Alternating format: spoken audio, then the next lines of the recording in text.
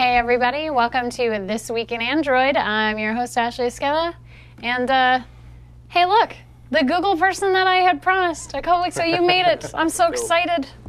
Nice to be here. And this is Dominic Mazzoni.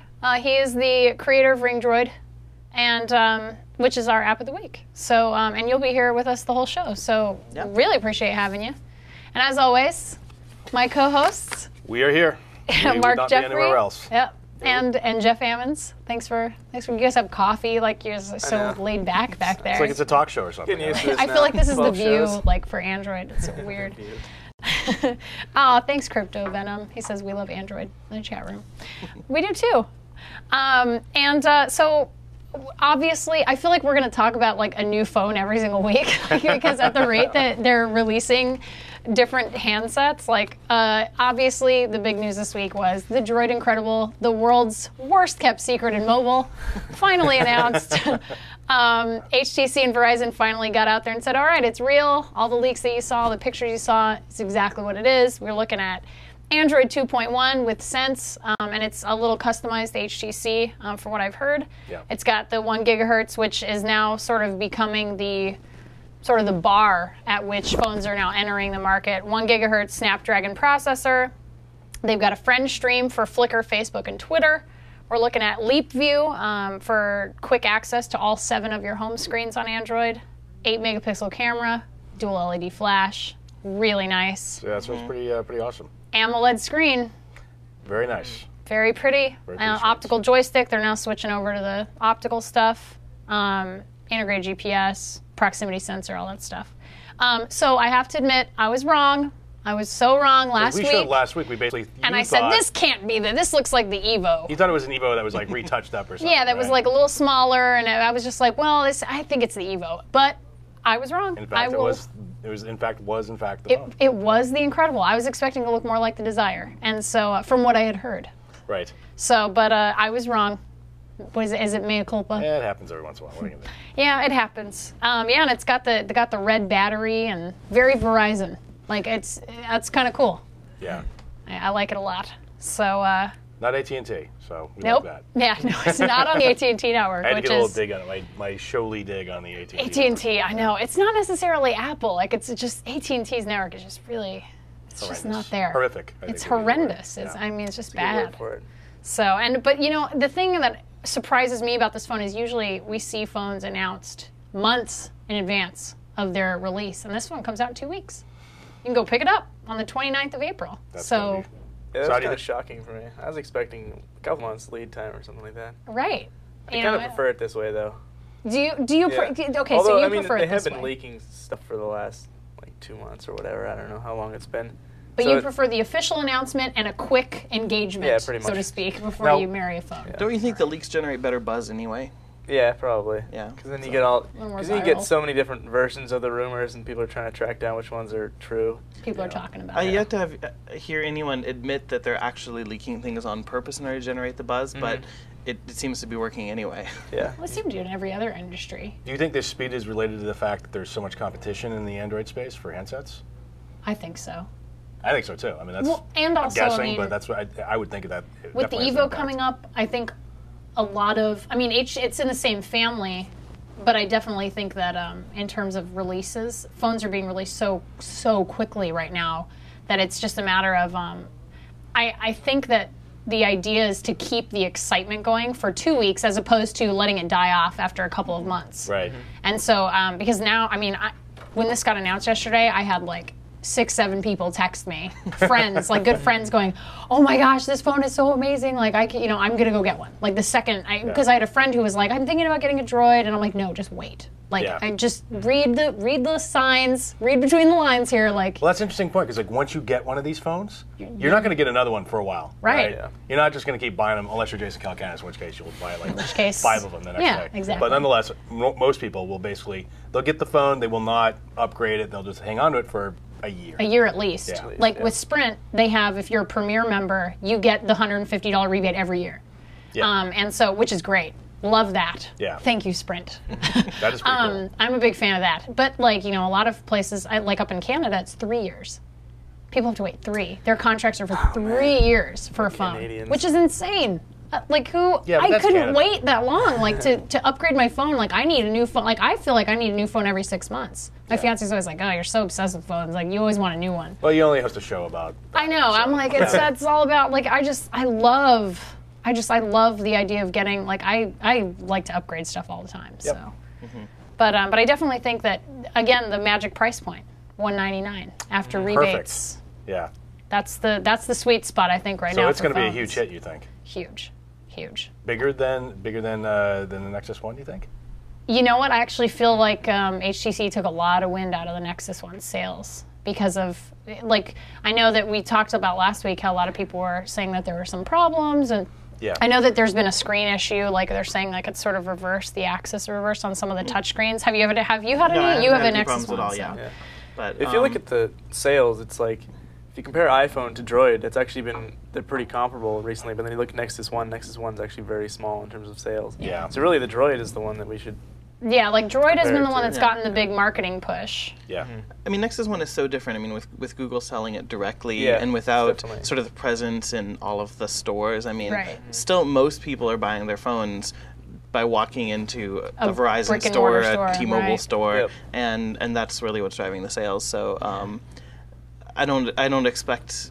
I think that Nexus One might be just like way ahead of the game in terms of its sales model, but Google doesn't seem to care about like actual numbers. I mean, it's the Android platform is far more important. The Nexus One is an example of a great phone, but there's so many others to choose from too. Well, and I think that a mainstream user who's not exactly at the highest end of tech, who just doesn't really read like tech websites, tech blogs, Yeah. you know, like I'm on top of like every tech website and I'm like, I know what phones are coming out, I know what I want. Yeah. But like, you know, somebody like, for example, my mom is not going to know about the Nexus One. Like she's not going to know to go online and look for one. She's going to say, well, I'm going to go into my store and I want to see it. I want to feel it. I want to play with it. I want to, you know, I want a tour of it by an associate. I do start to worry that so many of the Android phones look so similar that how is an average user like that going to know? I mean, maybe if they're smart enough to realize that they want Android, that's great. Are they going to know which one they want based on, you know, are the features that are advertised like 8 megapixel camera versus 5? Is that why somebody should be deciding to go for one phone over another? Right, and that's sort of a, like, I mean, if you want to do photography, like I had heard about a guy who I guess is doing, not Android related, but he's using his Palm Pre to do landscape portraits of nature. Like that's his like professional photography. Like he's doing this whole like movement thing where he does these like amazing landscape portraiture of stuff. But I mean, like if you're doing something like that, I could see where it would come in handy, but I don't know. Like for a user to come in and be like, well, this one has 5, this one has 8. I'll take the one with 8.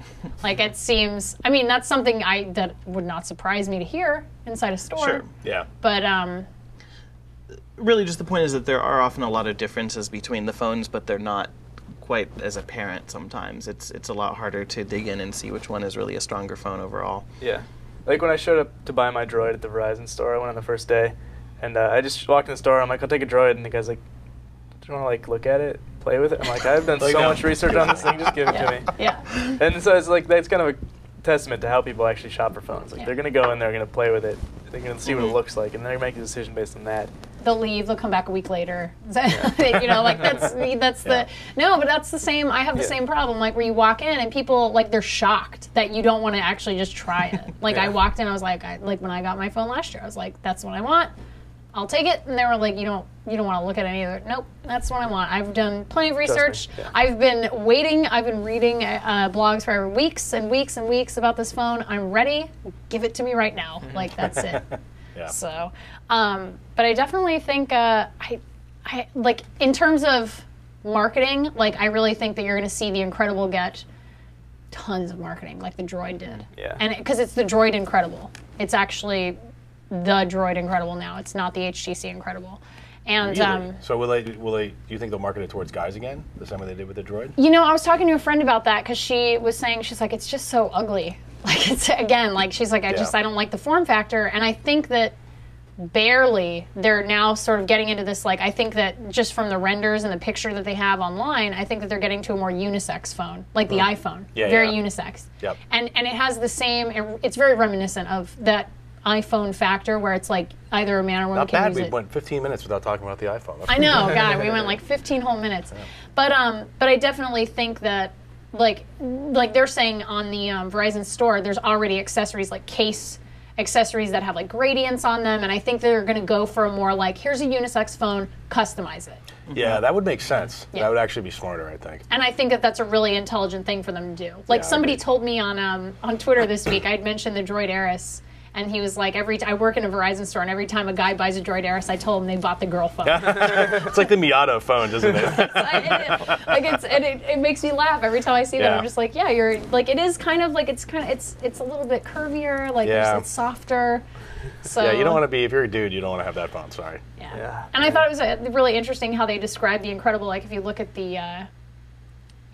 the whole thing with, there was like a press release that came out for it, and it was like, I forget where I saw this. It might have been on like Fandroid or Android Central, and then basically they described the user of the Incredible as a power connector, which Power connector. yeah, and they have this like this round sort of graph, and it has like tech, business, media, and something. Like it's like a circle, and it's like way up on the top left, and it's basically the description they use of a power connector is they work to live. They're at meetings, openings, dinners, out for drinks. They need constant access to work, but without being branded a suit. And play is the badge that they want to cultivate and wear. So interesting sort of, like, they're very specific about who's using this phone, which is basically me. Like, Yeah. like I read that and I was like, that's me. Like, that's exactly, I work so that I can play. Yeah. Like, I can do fun But you stuff. enjoy what you do, though. I do. God, I love this. Yeah. I love doing I know you this. do. Who wouldn't want to This come hang is- out that much? I know. I love coming and hang out with you every Yes, that's your week, job, to and, hang like, out with us. it's a great, like, God, if someone told me I'm going to pay you to hang out with two cool guys, I'll be like, done. So, yeah, and I know I really enjoy it. Dominic. And Dominic, yeah. I get to meet cool new people every week and talk to them about developing apps. And, you know, and I thought it was really interesting. Last thing I'll mention is my dad had said when I was talking to him when The Incredible got announced yesterday, Yeah. he was like, where did this company come from? Like, he just got a Hero, and he just upgraded. My mom just got a Moment. And so he's like, where did HTC even come from? Like, they just came out of nowhere. They have with just these like amazing phones. Like, they're just, it's all use first, and then everything else later. Well, didn't they have some phones for a while that were actually pretty popular, but just not HTC branded? I think they had a Touch that was on Sprint for a while, and that but was Windows pretty mobile popular. phones. Yeah, they were Windows. Yeah. I mean, so like people might have had HTC and just not even thought about the name, or they weren't getting like first billing. It wasn't HTC written everywhere. Right. Well, the first I heard of them was when Google kind of knighted them, you know what I mean, for the Nexus 1. And then they Check rebranded it out and on did the Wikipedia. quietly brilliant, you know, tagline, and really got out there and was like, we are HTC. Like, it's no longer, well, we'll just hide in the background, and, you know, but I just think it's really cool that, like, even somebody like my dad, who's not necessarily, like, Yeah, that's interesting. super into tech, is just like, where'd this company come from? Like, they just came out of nowhere. Yeah. See, Wikipedia says they were founded in 1997.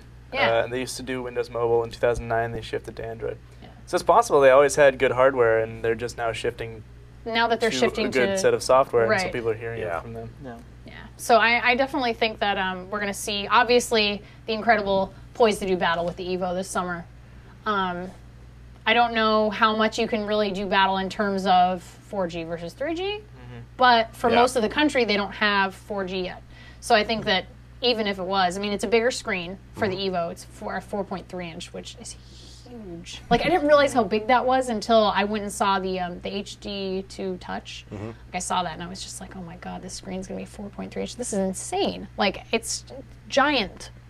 So, yeah, I'm curious to see how well and how hard the marketing pushes and how Yeah. well it does with the Droid Incredible. So, good job, HTC. High fives on that. Like, looking forward to more. Like, I mean, I just really see like some amazing things coming out.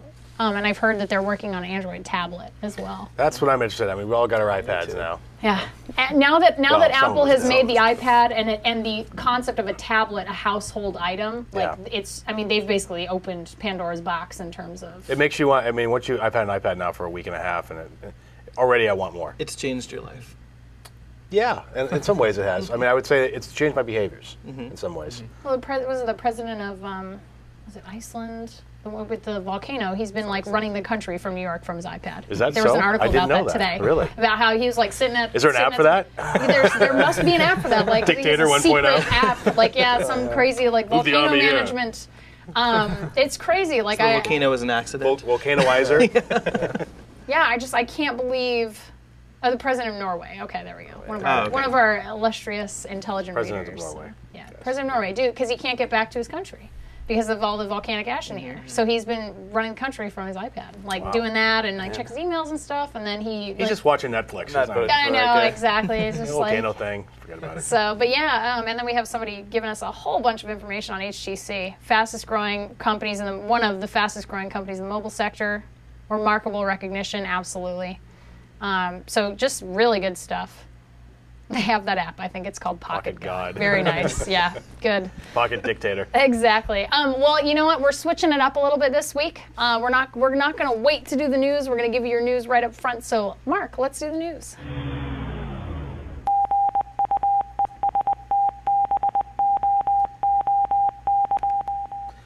Okay, so the first story of the day from Fandroid, P-H-A-N-D-R-O-I-D, Fandroid, that's spelled that way. Android market is now in 46 countries. So according to the App Store Analytics Group Distimo, which has a little octopus logo, I think, that's what I'm thinking of. The Android market has found its way into 46 countries, which is 25 more than just a few weeks ago. So I remember we were talking about this, a couple weeks ago, actually. Huge. This is a huge jump. I mean, I was like, really? Is that right? So among the countries, Brazil, well, that should be huge for them, I would think, right? Mm-hmm. Thailand, Israel. The number of countries with access to paid apps has grown to 13. So Australia has joined. So I guess it wasn't just Canada that didn't have paid apps. It seems to be a problem in several It countries. takes a long time to get international paid app markets, like from what I've seen. Why is that? I just don't understand that. It's puzzling. I'm not sure. You know, maybe we should bring in somebody. Why who is will, that like, talk hard? I about mean, that. like, really? Do you have any idea why that would be? Like, just out of curiosity. I don't. mean, just. But I think that once you're talking about, I think there's legal issues involved. Well, no, there are, but I just don't understand why other countries, why there's so many legal hurdles involved with buying virtual goods, I guess, I don't think that it's necessarily that there's any impossible hurdles, but maybe it just takes a lot of effort, and it's a question of how many different countries you want to work on at a time. Is it because it's on a phone as opposed to on a desktop, do you think? You think it's because the carriers are involved and there's regulations and stuff like that? That would be my guess. If I had to guess. Taxes might be a big obstacle. No, but taxes are, I don't know. I mean, for online stuff, I think we're VAT or- past the tax stuff, I would think. Yeah.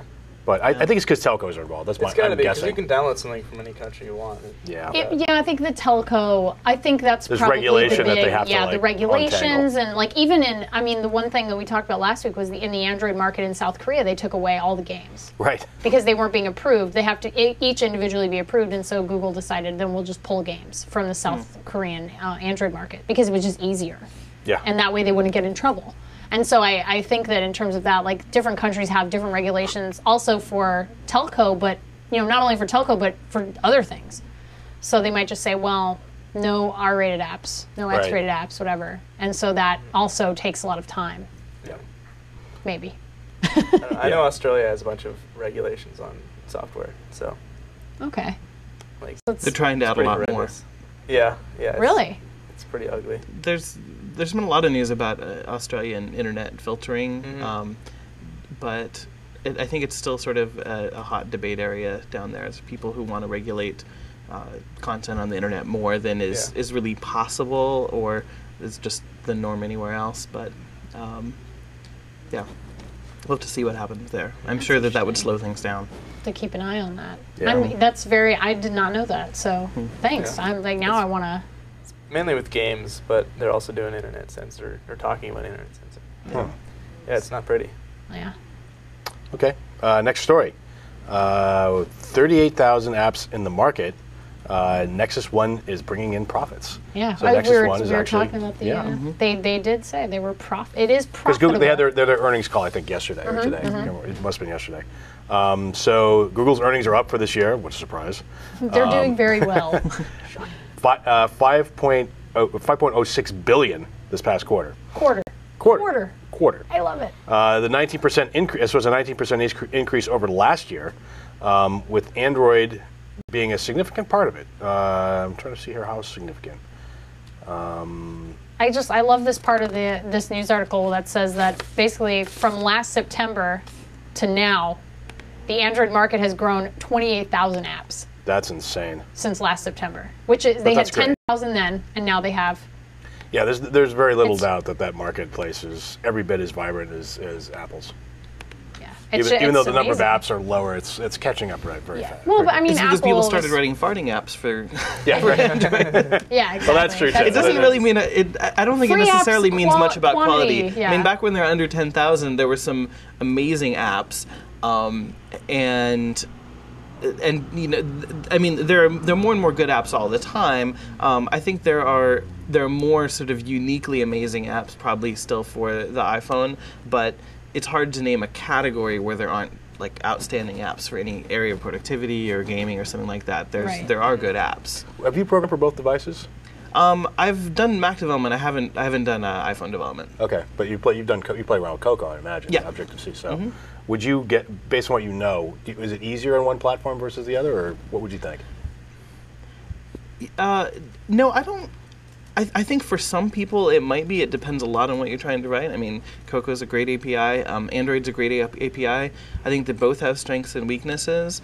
I'm the kind of developer where the language and the environment, they're just tools, and if they make it possible, then I'll get it done, and it doesn't necessarily really matter. Feel one is better than the other. No, I don't think inherently. Yeah, I do think that they both have some significant weaknesses, and I hope they both improve. But they're very different. Got it. Okay. Yeah. But in terms of, I mean, I think most productivity and sort of interesting apps, like, you know, if you want like a really good Twitter client or something like that, I mean, both APIs are equally good for creating something like that. It's just a question of resources because they are completely different. You can't share any code in common. That's the main thing. Yeah. But you can't develop for both platforms easily. No, and Apple just made it even harder. Some people were trying to bridge the gap. Doesn't look like that's going to happen anytime soon. But honestly, they're both great platforms, and so if you get someone who learns to do Android development, someone who learns to do iPhone development, or even someone who learns to do both, it's not like there's any inherent difficult challenge to any one particular one. But then I think there are other apps that really sort of push one particular platform to the limits. There are things you can only do on an iPhone currently. There are things you can only do on Android currently. And I think those are particularly interesting, really sort of pushing things in new directions. And both platforms have lots of really cool things like that. Yeah, agreed. Cool. The other bit of this news article was that the Nexus 1 is actually turning a profit. There was some debate over the business plan of selling an unsubsidized phone through the website, and it appears that Google was right, after all. Yeah. So I think, you know, like you were saying, it was a small amount, but I think in terms of when you're selling it unsubsidized, you're not dealing with carriers who are taking cuts of what you're making off the phone, who want to do rebates and all this other stuff. I mean, I think obviously you can make it, you don't have to sell nearly as many to make it a profitable business venture. Well, just to be clear, Apple is selling the Nexus 1 with the carrier rebate if you want. I don't know the breakdown. That would be interesting. Yeah. I think that really one of the key markets for that. I could be wrong. I think it's really key for developers, because for developers, you might have one phone, but I mean you're locked into your 2-year contract just like everyone else. Yep. Right. Maybe 1 year on Sprint, but if you're a developer, you have the budget if you're going to be making money on it, and you don't want to be locked into a contract, but you want a phone that works. Just buy it you want it unlocked. You want to be able Done. to swap SIM cards. Yeah. That makes sense. I think that's probably the most concise and applicable explanation as to like why a lot of people would go with an unlocked phone. Like for development, I think that makes the most sense. That's perfect sense there. I think that there's also probably a lot of other people who want an unlocked phone, but it's still really hard, I think, in the US to you can't just walk into, I mean, try walking into an AT&T store and say, I just want a plan, I don't want a phone. Right. Yeah. Now, they won't understand what you're saying. You can do this in Europe. You can do it in Mexico. You can do it in Asia. I mean, almost anywhere else, you can just walk in and they'll hand you a SIM card. But you can't do that here. T-Mobile is the closest right now, but it's not exactly that easy. But I mean, they actually will charge you less if you don't want a phone, if you already have a phone. But I don't know how easy that is in most stores. I'll bet most salespeople will still look at you Start funny. crying. Like, what? I'm sorry, I don't understand what you're talking to me about. You don't want a phone. You just want a plan. I need to go get my manager. I think if I'll be anyone right wants back. to do that, the best thing to do would be to bring in your phone and you say, "I already have this phone. Right. Could you just?" Can I they put might a plan on understand. Yeah, this? that Yeah. would make sense. I'm not trying to knock the salespeople. It's just that's not the way it works right now. Yeah. And I hope that the Nexus One will start to change that. Yeah. I hope that we'll start seeing more phones that you can just buy unlocked. And I'd love to just buy a say, plan. hey. I'd Yeah. love to not be locked in if I don't want to. I'd love to try Verizon for a month and see how the reception is at home. Yeah. I mean, how else can I do that? Sprint, I know Sprint has something similar to that, but you have to get a Sprint phone, which is they do their 30-day money back, which we talked about, where they're saying we'll give you 30 days with the service, 30 days, and then we will literally refund every penny you paid to us, like no questions asked. If you hate the service, Right. If you're unhappy with it for any reason, we'll give you. I'd love to hear stories from people if they've actually done that successfully. As far as I've heard, it's like there's a couple people on like Consumerist. Like I think it was on Consumerist. I've heard a couple people say that it was pretty seamless. They just called and they went into the store and said, you know what, I just don't get service in my house. Like I think one person was talking about how they lived in mountains or hilly area or something like that, and she just said I just didn't have very good service, and I Yeah. wanted to try it, but I just I took it back and I said I just don't have service, and so they refunded everything. Which That's really good to hear. yeah, no, which I would like to see all of the carriers do that, because I Yes. think that's fair. I mean, I don't want to get locked into a 2-year contract and then go home. Like I get great service at the Verizon store, and then I go home to my little podunk town out by Palm Springs, and it's like, well, what do you mean I don't have any service out here? Like Yeah. I got to take my phone. Well, sorry, you're locked in for 2 years. Yeah. Sorry. So, but did you happen to notice in that article the Google saying that they're seeing Android itself is seeing 60,000 device activations I did a see day? that. That was pretty amazing. That's 60,000 a day. Like that's. I mean, I understand that across carriers we've got multiple devices and Yeah. all sorts of different things, but And that's worldwide too. Yeah. that's still great. It's total per day. Yeah, no, that's fantastic. That's so good. Like I'm excited about that. Okay. So, you know what I'm excited about is the next article where it says Flash 10.1 is coming to Android in the second half of 2010. So now we'd expected it sooner. They had basically, everyone sort of thought it was going to happen a little bit sooner. But Adobe didn't make their deadline for their beta at last year's Max conference. But they are promising by the second half of this year. Of course, absent from that announcement was Apple. No surprise there. No love between the two. Yeah, not at all. So the question I have is, so we talked a little bit, and I guess it was somebody in the chat room said, oh, it's an unfair question. Is it easier to develop on the iPhone or an Android device? Which is probably true. I mean, it depends on what language you're familiar with or if you're equally familiar with both. Right. Once Flash appears on the Android device and people can make Flash applications, I would posit to you that it is a lot easier because there's an army of Flash developers out there. And with Air they're not programmers, coming out. right? Yeah. Necessarily. Well, that's not necessarily true. I mean, Oh, that's true. But I'm you're right. There's Yeah. some people who create great Flash animations without necessarily a lot of programming. A lot of Flash is all programming. Yeah, I mean, that's everything true, too. from scratch.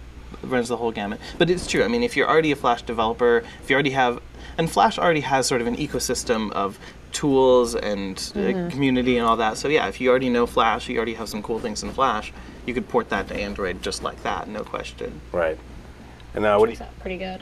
Now- And with Air, Yeah. especially with Air coming out, Yeah. and having it be.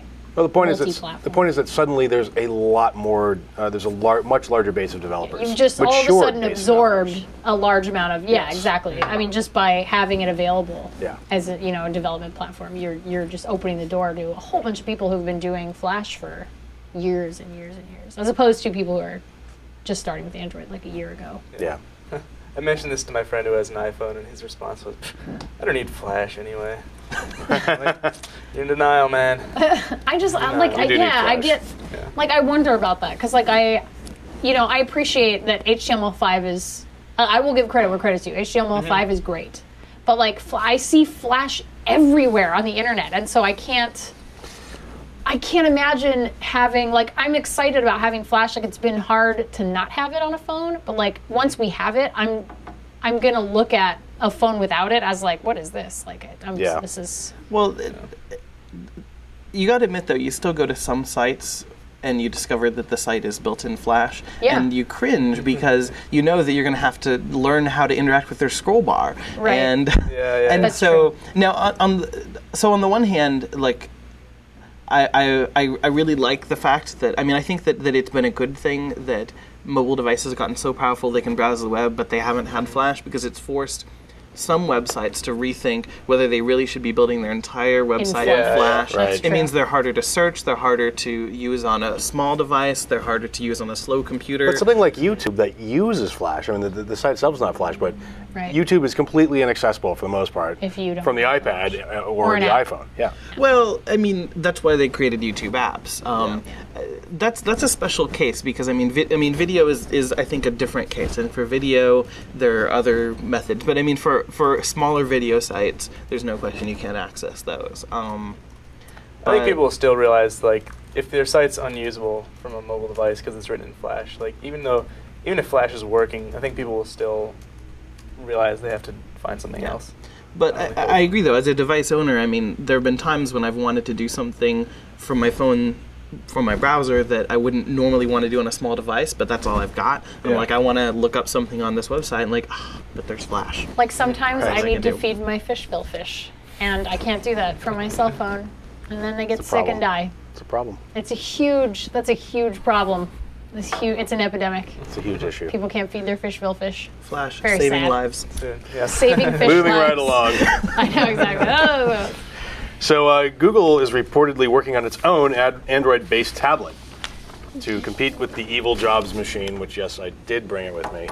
well, you never go anywhere Behold without the it now. iPad. Yes, I know. I don't have anything So- against the iPad. Like, I think it's a great. Touch it. It's like I you'll know, burn. it's Shh, so you're burning. lovely. Like, I can feel the Yeah. power emanating from it. It's great. Like, pretty great. I use my friends all the time. Like, I like to mess around with it and Which stuff. which case is this? I don't know. It's when Apple tries to upsell you. Okay. So I like it. Yeah, it's pretty nice. Yeah. Obviously, they succeeded. Yes, exactly.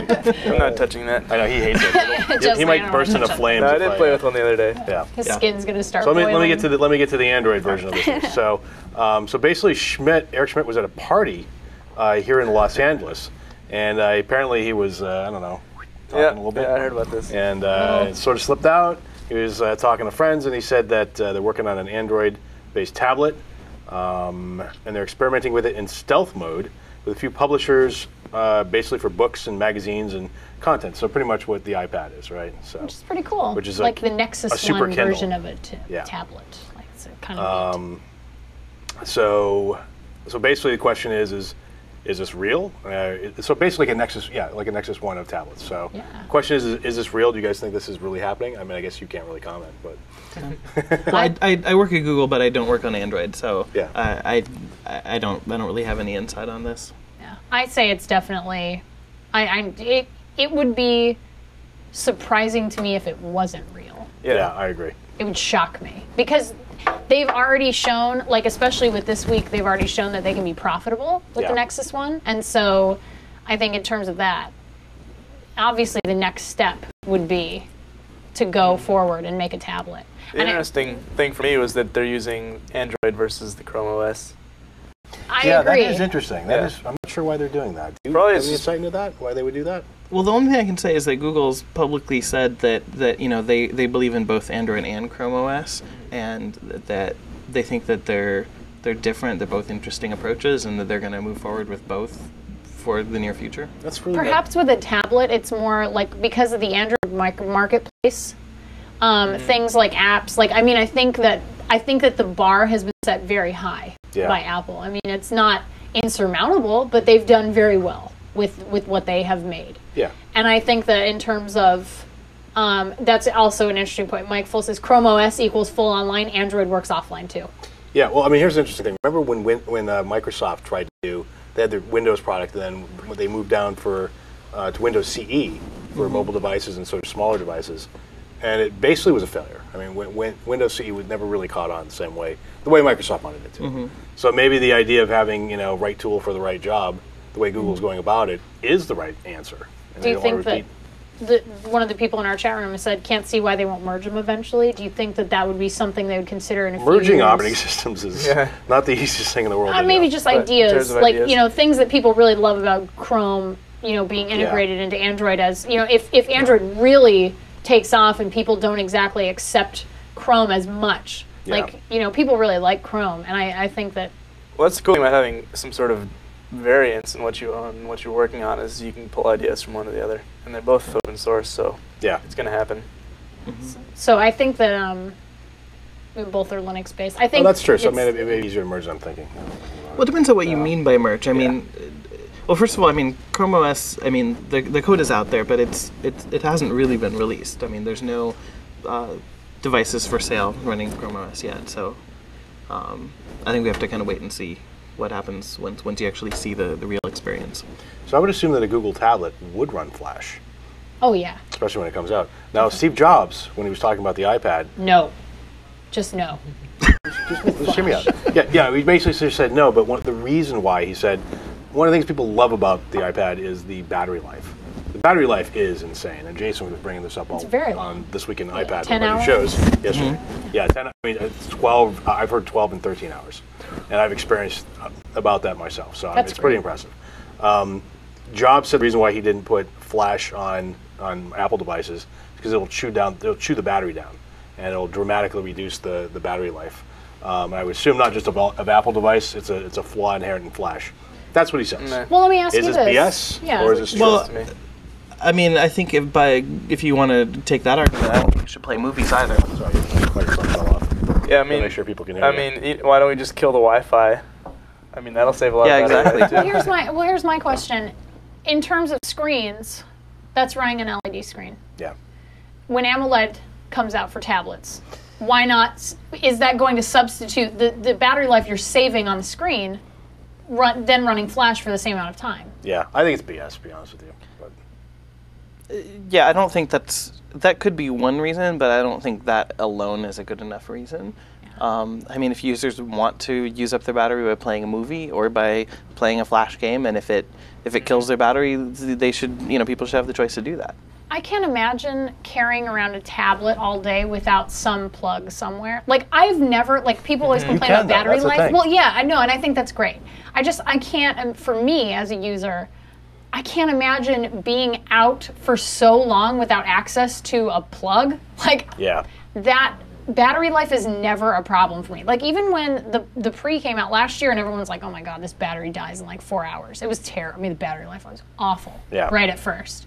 But then I was just I don't have, I'm always next to a plug.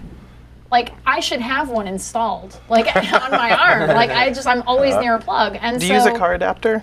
Yeah. Okay, because I use a car adapter. I've got everything. I listen to Kevin Smith's Smodcast on the way down here every Friday, and it's just plugged in and it's charged. Anytime I go somewhere, it's plugged into my car. And I just can't imagine being in a position where I literally have unless I forget my cable. Yeah. I can't imagine being in a position where I'm oh international flights. Maybe I guess international flight would probably be one, but then again, if you had a laptop, you could charge it from there. Don't a lot of international flights have the volt adapters and stuff? Yeah. It's true. A lot of people might not have them. I think that there are a lot of people where battery life is a concern for various reasons. Yeah, and I think that's people, college students. It costs. Yeah, it costs a lot of money if you want to get all the right adapters, and then you got to remember to take them with you. They take up space. For gadget freaks like us, we always have lots of extra power adapters. Also, if you always have the latest version of every gadget, and all your friends tend to have similar ones, you're like, hey, can I borrow your iPod charger? It's like, okay, can I borrow your, USB charger? There aren't that many you need, right? I know we do this all the time in the office, right? Everyone's trading adapters, to plug things in. But yeah, I think I know when I'm traveling, I think it is more of a problem. Yeah. Okay, I'm gonna plow through a couple stories real quick here because I know we're starting to run short on time. HTC is also working on an Android tablet and 1080p video for smartphones. Delicious. Yes, so very nice. I don't think there's much to debate there, so let's move on. Yeah. the HTC Hero is going to update to 2.1 at the end of April. For Europe. Oh, is that And only then in we're Europe? getting it 2 weeks later in the beginning of Oh, May. man. I saw that. They said, We're more oh, important by than the way, Europe. We're America. What's up? with the Legend and the design, like people are like really wanting 2.1. And Yeah. so they're releasing 2.1 at the end of April for UK and Europe. And then By the way, I'm just joking about a week and a half Americans. later. We're all important. So we're all make sure I don't get hate unique mail. snowflakes. Exactly. And related to that, Android 2.1 is now on more than a quarter of Android phones. So I thought we were kind of last in line. Yeah, I guess we're not. I guess not. All the phones that were launched with 2.1. We Oh, gotta is that it? include Okay, those so it's too. not the updates. It's Yeah. okay. Got it. Yeah. Got So, it. and actually, I think they were saying that like now there's only 3 fragmentations. There's like 1.5, 1.6, 2.1. 2.1. Like That sounds 201 good. was Sounds like they talk about 201, but that was just the interim update for the Droid before it went Yeah. to 2.1. Yeah. Okay. So, Google buys UK visual search startup Plink, apparently to help improve Google goggles. they're expanding this. Yeah. Huge. Have So you they seen see- Plink? I've not seen Plink. Really cool. What You is take it? a picture of a work of art, Yeah. and it will process it, and it will tell you all about it. So you just like take it. You could be in the museum. You could be at the Getty. You're like, what's this? That's what I was talking about like 3 This weeks was ago. painted I'm like, we should by- have QR codes next to paintings. Well, it's like QR. Plink took my idea. It doesn't work by QR codes, though, does it? No, it's just you it's take a visually picture of the recognized, painting. yeah. Yeah. And it Somebody gives you actually used my information phone about it. earlier. They wanted to use goggles because they were trying to figure out what a picture was on the internet. That's It so actually cool. worked. Yeah, I was Wow, shocked. I was that's like, it's not gonna work. He comes back. He's like, I'm buying a Droid.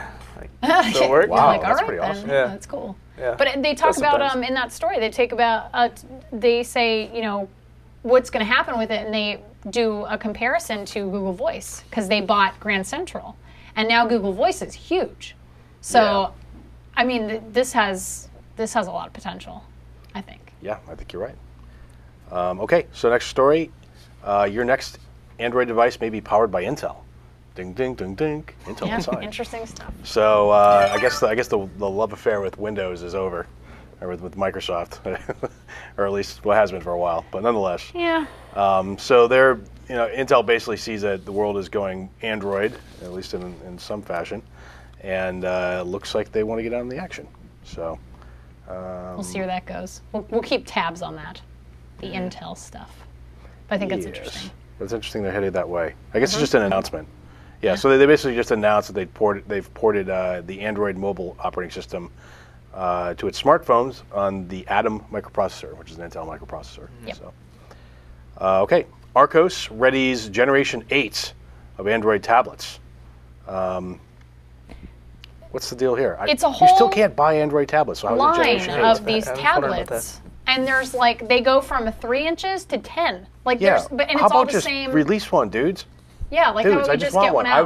I try to buy one every week, and I can't buy one. There was a knockoff one in Asia. It was like it looked like an iPad, but it was running like some weird, like pirated. I can't say pirated version of Android, but it was like this weird modified version of Android. Yeah. It was really strange. So I saw that and I just laughed. Yeah, just please release So, one. yeah, Just something, I'll buy one. anything. Promise. Yeah, he'll buy one. He's ready to shoot me with my iPad. I totally messed up on this next story, the HTC device thing. I have the link, but I didn't put the story in there. That's my story from last time. Yeah, I was like, what? That's all right. So, shall we move along to the next one? Yeah, I let's guess? move on to the next one. We can just fake it. All right, In a so- nutshell, you can go onto Facebook, and HTC wants you to help name their new device. Right. It's just a voting thing. They give you like 4 names. Yeah. Oh, Oh, that's not. that's not vote. That's not. So you get to vote. You don't get to You have to name. vote on the next name. Oh, that's lame. So I want to name it. maybe next time they'll do a We have some good ideas poll. for names. Yeah. And then send it to Stephen Colbert. Totally. The HTC Colbert. I would so buy that film. You know, that would win. Like if Colbert got It up, would totally win. He would just Stephen like- Colbert's my hero. He Yeah, got that Colbert bridge would- named after him, like treadmill and a space station. That's so Nation, great. you want a Colbert. Exactly, the He would HTC absolutely do Colbert. All right, so I guess the last story, then we'll move along. Or do you want to talk about do you want to talk about the Bill Gurley? Yeah, you know what? Yeah, let's talk about that. Let's talk about this. So there was an article that I ran across today, sort of last minute, so we don't have a Chiron for it or anything. Yeah. But Bill Gurley tweeted this. So Bill Gurley is a famous venture capitalist, well known for being brilliant And I wish I was well known for being brilliant. we're working on that. So, but Bill Gurley tweeted out when he tweets something, pretty much that means it's got heat, and it's hit the buzz meter is now it's officially over the line. Lighten up, yeah. So, there's this article about it says Android is evil, and or is it? Yeah. And I haven't had a chance to read this whole thing because it happened so fast right before we came in here. But I think you did, right? I got most of it. I was able to scan through it. It's really interesting. They talk about how Android might be the most closed system in the history of open source. Right. So it almost sounded like a tinfoil hat conspiracy theory about Android. But they make some good points. Like I'm not going to be like, oh yeah, I agree, but because I disagree to a large extent. But there's some things that they talk about, like basically that the Android success has nothing to do with open source. That it's really owed to Apple in part. As a reaction. We've made this point in the show like a bunch of times. People get mad at us for bringing it up. Network operators and carriers and Qualcomm. So for the chipsets. They would have never united all the disparate factions without basically Apple cheaper alternative to the iPhone. Like Android, because it's open source, because Google did not take their code and say only one phone, only one carrier. But that doesn't mean that Android is evil. Yeah, that's what I was say. But they do make some points later on where they say like Android, Google owns the Android trademark, right? So there's some ways in which. But that's true for anything in open source. Right. That's true as well. So I guess that's kind of a non-issue. Yeah, as well. exactly. They make this paraphrase from Henry Ford's book on the Model T where they say anyone can have an Android in their own color as long as it's black. And so basically they're saying you can use Android as long as Okay, so the question is, why is Bill Gurley hardware? Yeah, it doesn't happen. So, but why it depends on what you wanted to do. This? I mean, that's part of that is the problem with trying to build an actual phone. Let's say that you just wanted to build a tablet, kind of like the first version of the iPad. It just had Wi-Fi, and you want to build it on Android. Is there anything that would stop you from doing that? You don't need to call it Android in the name. It doesn't need to talk to a particular cell carrier. If it's just as far as I'm concerned, the system is open because you can do that, and I think people have built devices using Android. Yeah. In fact, some of the mods out there. Well, it's like that tablet I was talking about. They took Android and totally modified the code and then stuck it into a device that looks suspiciously like an iPad, and now they're selling that in Asia for really cheap. I think it was $130. Like nothing. And they're just but you can do that. You just don't have to say. Well, the point is that someone could do device. Something similar in the U.S. and it could be perfectly legal. I think the point is not building knockoffs, but you could create a really interesting product. You could power the whole thing with Android. So the Android operating system is open, but it's true that not everything in any particular phone is necessarily open. Yeah. They're both true. So here's some of the points that the author of this article, whose name is Andreas Constantinou, I hope I pronounced that somewhat correctly. Apologies. There'll be a link on the site. So anyway, basically one of the things he says is that the Android roadmap is private. The visibility offered into Android's roadmap is pathetic. So basically he's saying that the roadmap should be open. Everyone should be able to debate it and see it. People who make Android devices must sign an anti-fragmentation agreement, which I think is good. I'm always screaming about fragmentation. I don't think that just seems like a bad idea to not have something like that. But what do you mean by a must? They must if they want to get certain things in return, not if they want to build a device. They can go on their own, or if they want to be part of the community, if they want it to be Google branded, they have to agree to a lot more things than that. But they don't have to do any of those things. Yeah, I guess none of this. This screams evil to me. Nothing. I mean, this is a closed review process. The code reviewers all work for Google, so Google is the only authority which can accept or reject a code submission from the community. Again, you have to control the fragment. Yeah, you have to control the fragmentation somehow anyway. So, none of this really. I don't know. I'm not sure why. I get why they're basically saying that it's the most closed open OS. But if they didn't do that, there would it would be chaos. Yeah, it would be anarchy, and that you cannot have that in the sense of especially a device. Yeah. Like if you're using it to develop, like you said, a device that you're kind of using, you're making it and it's powered by Android. That's fine, but when you're doing something that has updates over-the-air updates that need to be fairly uniform. You know, and especially with different carriers and different handsets, you have to have some kind of structure. And if that makes it the most closed OS, open source OS, then fine. Here's I think what the real test is, though. The real test is if Google turned evil tomorrow and I quit, and but a bunch of current Android players, or not current players, but a bunch of people who had access to the resources and the hardware and everything wanted to fork the system and keep building Android phones, but redo the parts that were not open. Could they do that? Yeah, they could. Yeah, they could. They could. They'd have to fill in a few gaps because they're not part of the Android system. They're things you need to make a phone work on various networks and for certain hardware pieces. But yeah. Yeah, okay, fair enough. Yeah, I think that's, I mean... And Google's trying to prevent that from happening, but at the same time, I mean, I think that's the whole key with open source. It's possible for someone to fork. Then you want to discourage people from ever doing that. That's an interesting comment. It's, they have to control the platform as it is currently growing so fast. And that when the core system's complete, I think that it'll open up more. Like Mike Full on our... I think that's true. I mean, once it's easier to...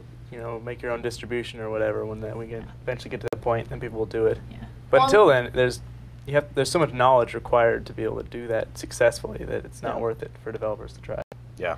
And I think, like we talked about last week, how they were saying, like, finally Android the fragmentation was going to start slowing down in terms of all their updates and everything. And I think as we start seeing it stabilize, it'll get better. Google's realized it's a problem. Yeah. It's definitely the wild, wild west right now in terms of, well, it's sort of getting better. We're sort of hitting the industrial revolution at this point, but it's like definitely it's just crazy. You can't monitor chaos. Yeah. So you have to have some kind of structure. But all right, Dominic, let's talk about Ringdroid. Let's go to App of the Week.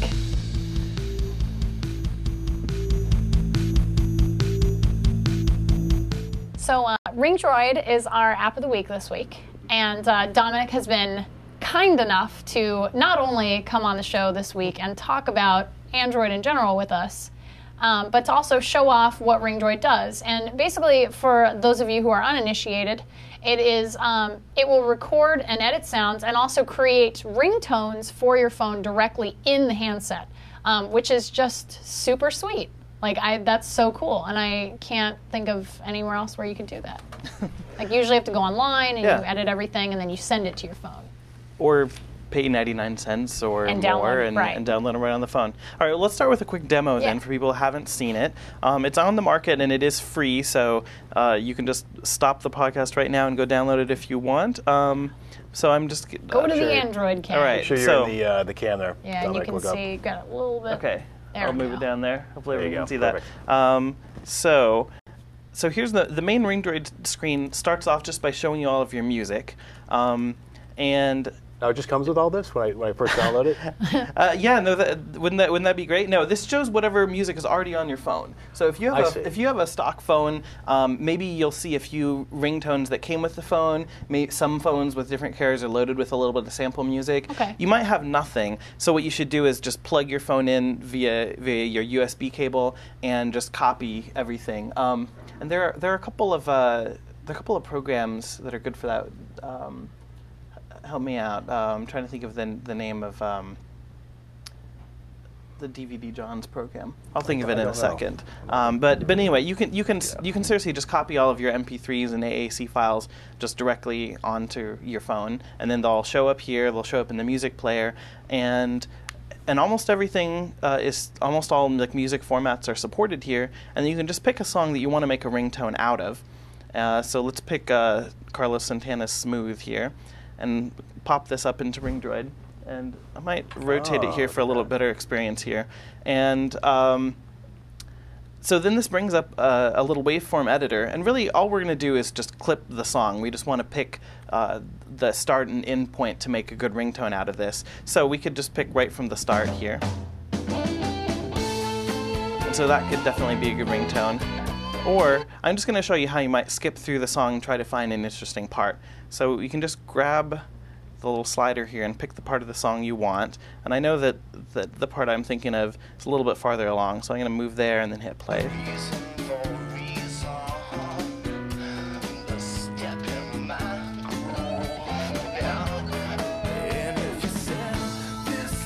Okay, that's kind of the part I thought would be a good ringtone. So I'm going to move over there and then zoom in a little bit.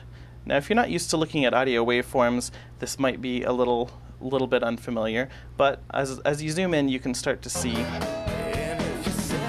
Basically, generally tracks when the beat, you see the spikes where the beat is. You can see when it's a little louder, softer. So I'm going to try to find sort of the beginning of that phrase. I'm a little closer now. Let's see how close I am. Zoom in anymore. Oh, nice. That's pretty good. I'm going to back up and get this downbeat here. See how that sounds. That sounds good. Okay, that's a good start. Now let's see how long I want this to go.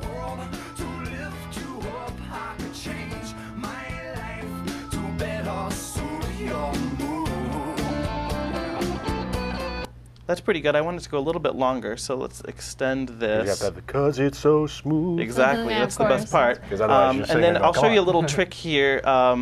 There's a little help screen that'll tell you some of these things, but instead of hitting play, I can just tap in the middle, and it'll start playing from right there. Okay, now I don't want to get quite all of that, so I want to go right to about there. Let's see that. That's pretty good. Let's just make that the ringtone. Good enough so I'm going to hit the save button here, and you can choose then to save this. You can make it a ringtone, alarm, or a notification, or just save it as a new music clip. What is the difference between those? The difference is where it's going to show up on the phone. If you mark it as an alarm, then when you go to any of the alarm programs and you're going to pick an alarm, it'll show up in that list. Is that just where it stores it on the phone, or is it actually a file type? It's like a metadata tag. Okay. But there's also sort of a unofficial standard for where to stick it on the SD card that Ringdroid also uses. So you can drop things into an alarms directory, and then that'll automatically be tagged that way. That's so cool. So once you've done one or two from Ringdroid, then you can open up your SD card on your computer, and you'll see the directory structure. So if you have a whole bunch of MP3s that are already set up as ringtones, now you know where to put them. But anyway, let's go ahead and pick ringtone there and hit save. And then it gives us some other options here. So we can make this our default ringtone, or we can assign it to a contact. And so assigning to a contact is pretty cool here. And it's actually going to pick. I picked some. What do you got? Steve Jobs on your Android device. Let's call Barack Obama. Yeah. I can't believe that's on there. I put some fake contacts on here just to protect the innocent. Except for me, I'm not fake. So let's make this your new ringtone. I am smooth.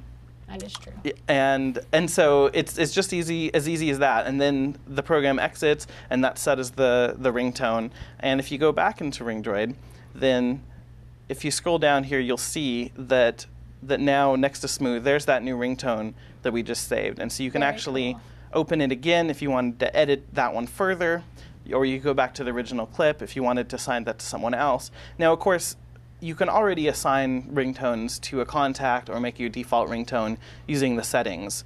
So you can just go into contacts. In fact, if you don't know, I'll show you in a second here, because it's a little harder to find, I think.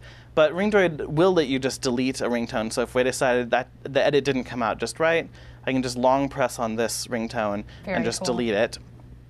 It'll confirm that. And so that's the basic idea. So once you've created one, if you wanted to assign it to more people, I can go here to a particular contact. You got a watch it there. Yeah. Oh, thanks. Go to a particular contact like that, and then you have to actually hit options. So from options, you can go to the ringtone list, and this is where you choose ringtones for individual contacts. And so anything that you save with Ringdroid is just going to show up in that list. Very, very cool. And so why is Ringdroid possible on Android? Is it possible to build Ringdroid on another platform?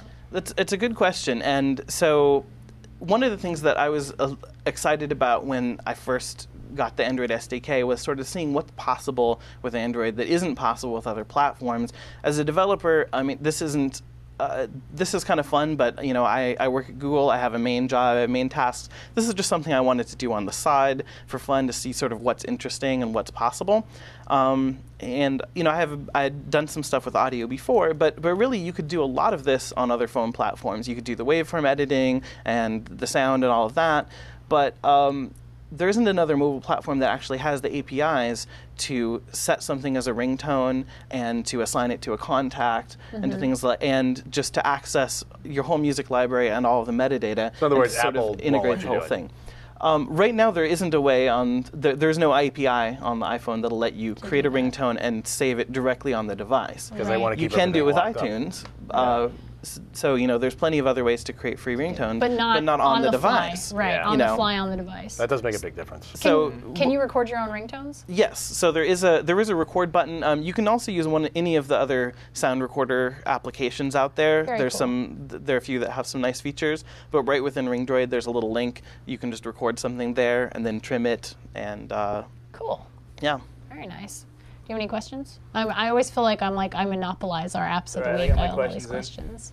So. Yeah, no, I actually played around with it beforehand. It's really nice. Are there other applications that use Ringdroid within it, or that Yeah, have? so I'm just aware of a couple. Like there's a soundboard application that lets you create just a fun soundboard. Just press different parts of the screen and have it play sounds.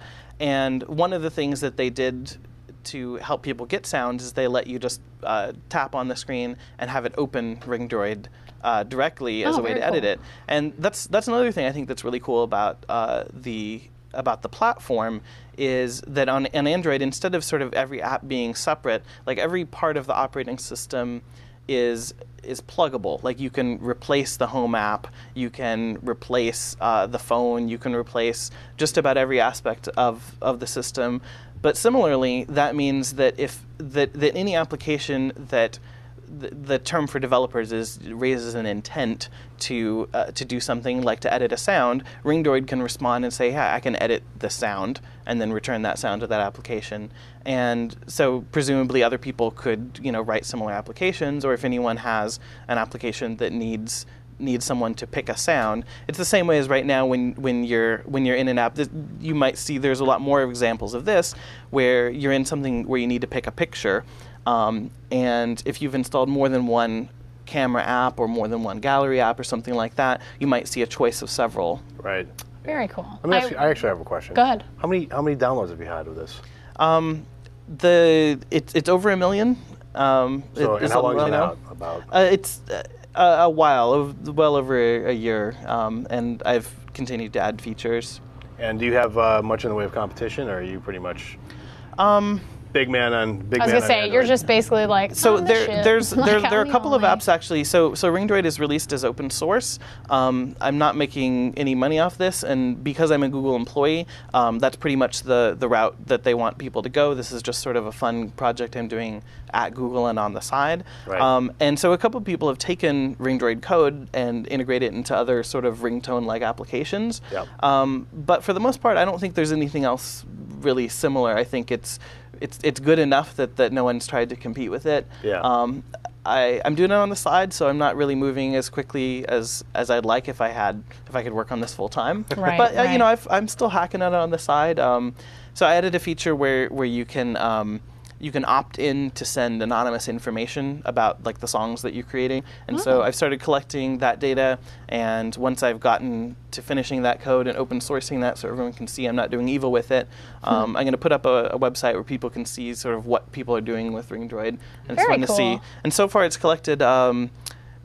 Just out of the ones that have been collected, almost 3 million ringtones have been created. Wow. So that probably means there are more from people who Lot didn't more opt in. opt-out, So right. Yeah. that's pretty cool. And just think that's at least $3 million that was not spent on buying commercial ringtones, which I think is great because, I mean, I'm glad people made a little money at it, but it's really ridiculous that people are paying for ringtones if they already own the songs. When you can buy an app for $1, or you can buy 30 seconds of music for $1, like that doesn't Yeah, compute it makes with any me. I'm sense. like, no, Yeah. no. Well, no. also, I mean, if you can go onto the Amazon MP3 store, which I think is awesome on Android, just to be able to buy songs right on the phone. But if you've already paid for the song, why should you have to pay again for the ringtone? Yeah. You pay $1 for the song, and then you pay another $1 for a Yeah. 30-second clip. Yeah, that makes no silly. sense. Yeah. And fair use. We're all about the First Amendment and the That's Fair right. Use Act. I encourage you to buy your music first, Yeah. but then Buy your music copy it and onto all then- your devices. Yeah. So, out of curiosity, is there anything in development that you want to talk about in terms of like cool features that you'd like to see Ringdroid have, or that you want to develop for it? Is there anything when we start seeing 4G come out? Is there anything that you like? Are you maybe considering doing something along the lines of like a movie editing or like a streaming? Like somebody could pick their favorite clip out of This Week in Android and show it to their friends. That'd be cool. So to get really technical, what Ringdroid actually does in order to display the waveform and to be able to edit the sounds, it has to kind of really dig into the file formats, and there actually aren't APIs to do all of that. So I wrote my own code just to read the MP3 and AAC file formats in order to do that. It's I mean, this is something I've done before, done it before so with I Audacity, have so the you know experience how with to do it. Audacity. I wasn't starting from scratch there, but I wrote new code just for Ringdroid just to do that. And with sound file formats, it's not that daunting once you sort of get past how the file formats work, and it's really just trimming the files. And luckily, most audio file formats are not that hard to just trim out a piece and turn that into another valid audio file. Okay. With video, that would be a lot harder. Not impossible, but it'd be quite a bit more challenging. And I don't have the experience with video, so I tell you, I will not be the one doing it with video. But it could happen. it could happen. I happen. don't see any reason why that couldn't happen. I think that'd be a really cool app. And I'd love to talk to any developers who are interested in doing something like that. The one thing that I can see Ringdroid happen, I already told you about sort of collecting some statistics and getting some interesting buzz about what people are doing with it. The other thing I want to do is just improve the workflow. The workflow right now, I think it works really well for creating a single ringtone, but if you want to assign ringtones to your 20 closest friends, if you want to mix them up every week, if you want to change a whole bunch or things like that, there's really no workflow for that, and I think that's that's sort of the next area where it could go. It should be cool. It should be a good app if you want to manage a bunch of ringtones and do Like fun if I want things to with them. make Dead End Friends by Them Crooked Vultures my ringtone for like my closest like group of friends, then that's what I would go with. That's really cool. I like that. I would have never thought of that as an option to have. Like I would never ask for that. Like I wouldn't be like, you know what I want to do? I want to set 20 of my friends to have the same ringtone. I would never think of that. But now that you mention it, that's actually a really good idea, and I would use that functionality. So, there you go. Is there anything you want to talk about? Anything else about Ringdroid? No, think you covered it. That's great. All right, I'm very happy to be here and show it off. Thanks for having me on. I'm really, God, if you ever want to come back and just talk about Android with us, like, you are so welcome, and we love having you here. So thank you for being on the show with us. Great, thanks. Okay, last thing I want to talk about, because it's going to take like 30 seconds. I know we got to close the show. We're at the end. Put up my screen. I need those. These are toys. What are those? They're little androids in Android blind toys. boxes. They're because like, have you ever seen blind boxes at comic stores? So like you go in and there's this little setup like that, and you pick out a box and you don't know what you're getting in it. You could get any one of these little Android toys. Oh, okay. And I saw these and I need them. So if anyone knows where to buy them in the Los Angeles area, the LA metropolitan area, please let me know and or buy them for me and send them COD to Mahalo, because I will pay for them because I love them and I think we need some on the desk. I agree. Like, we need to have some Android toys. Cloud computing's got some toys. We need some toys on the stretch. On the desk. Like, it needs to happen. So I saw those and I thought they were literally the most adorable things I've ever seen in my life. And besides my dogs. And so I need them. Like, I have to have them around. So that's the end of that. But all right, it's time to close out the show. We're done. Again, Dominic Mazzoni, thank you so much. I really, really appreciate it. We all do. We really, really loved having you on. Korean droid commercial. And oh God, that's right, the Korean droid commercials. No, I don't think we have time. We'll do it next week. Do it next week. It's not timely. It doesn't we don't have to show it this week. Yeah, okay. But yeah, we've got thank you for coming on. Really appreciate it. And you're more than welcome anytime. You can find Ringdroid on the Android marketplace, or you can go to ringdroid.com and it will take you to the code site. So, and then as always, Mark, and Jeff. Always happy to be here. Thank you so much. And you can find Mark and Jeff on Twitter at Mark Jeffrey and at Jeff Emmons. And as always, you can find me on Twitter at Android Ashley. Thank you to all of our viewers out there on Ustream, Justin TV, on our website, on every We're kind expanding. of... Yeah, we are expanding. Every week we're adding someone new. Every week, more people. So thanks for coming. And thisweekend.com as well. And thisweekend.com. And you can also see our other This Weekend shows on thisweekend.com. Do we have other shows? We do. We do have other shows. We have Tell us This about Week in those. iPad, which is our new show right. with you and Jason Kalkanis, Yep, just started showing this off week. your fancy I know. iPads. Jeff, you don't want to be part of that one? I don't want me on that show. Trust me. Jeff is the devil's advocate on This Yeah. Week in iPad. Somebody's got We should have one on the show The just voice for of entertainment. dissent. You should I'll have just a stand little there and look section. stern. Be angry. Yeah, Jeff just stands in the corner and goes. Yeah. Nope. But yeah, we have This Week in iPad, which is new this week. And we also have This Week in Cloud Computing with Amanda Coulong, which is super awesome. Cloud computing becoming a huge part Yeah, it's of doing really- that your show's doing user really well. experience. And we also have This Week in Venture Capital, which a lot of people really like that. I like really a lot of people cool. want to know how to raise money. Yeah, hey, if you're interested in raising money, that is the show to watch. If you're interested in startups, watch This Week in Startups. If you're interested in Twitter, we have This Week in Twitter. We have This Week in YouTube. We have This Week in we have. And don't This forget about Week in- Kevin Pollak. I know, and we have the Streamy Award-winning Kevin Pollak's chat show. Kevin Pollak's chat show on Sundays, and he's had some just incredible guests. We had the Fond on. The Fonz was on the show. So please, Always somebody go good. to thisweekend.com, check it out, because we've got a lot of really cool shows with some really good conversations about everything. So, but other than that, we're done. We will not keep you hostage anymore. And I'm Ashley Esqueda, Mark Jeffrey, Jeff Ammons, Dominic Mazzoni. Thank you so much for coming in studio. And this has been This Week in Android.